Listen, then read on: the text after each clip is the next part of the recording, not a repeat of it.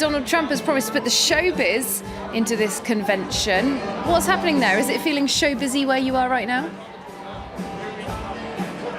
You know, Catherine, I know it might look and even sound like a party behind me there. You see a sea of Stetson hats from Texas. You hear the rock band roaring on. But let me tell you, from the delegates I've been speaking to today, appearances can be deceiving. This is a convention where there's actually not as much excitement as you might think. Some polls on the eve of this convention showed that up to 2/3 of Republicans were not feeling excited at all about this year's convention, feeling like it didn't really speak to them and to their ideas of what the Republican Party is. And that's versus like only a quarter of Democrats who say that going into their convention next week, they're not feeling excited. What's interesting here is, I was speaking to a delegate from Texas before. Texas is a state that has 155 delegates at this convention. That's second only to California.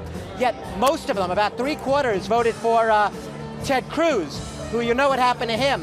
And he has over 100 delegates here at the convention. There's only 48 from Texas who are for Trump. Now, speaking of one of the guys who voted for Rubio and is now bound to Cruz, and he said, and I'm quoting him, he said there's a poisonous atmosphere at this year's convention. Like the voices of a lot of Republicans are being stifled. The real issues are not being debated. And what's interesting is there's a real stigma for many Republicans attached to this convention. We have a lot of the top people, both of the former Bushes, the presidents. We have the governor of Ohio, John Kasich, who also dropped out of the primary because Trump beat him. They're shunning the convention altogether. And what's notable is how many people are not going to be here, the absentees at this convention. Trump is relying really, putting on a brave face, relying on his family. His wife's going to give the first speech tonight, and his daughters in the coming days, Ivanka and Tiffany. So he's relying on his family members. He's relying on a few loyal employees. But the big wigs of the party, a lot of Republicans steering clear of this thing. They don't want to touch this convention with a 10-foot pole. And Doug, we know that security is tight there. A staggering 72 items have been banned on safety grounds, I believe, including tennis balls. It seems though that guns have been okayed. Yeah, let me be really clear about the gun debate. Guns are okay within the convention zone. Now, where I am right now is the actual floor of the convention itself in the Quicken Loans Arena.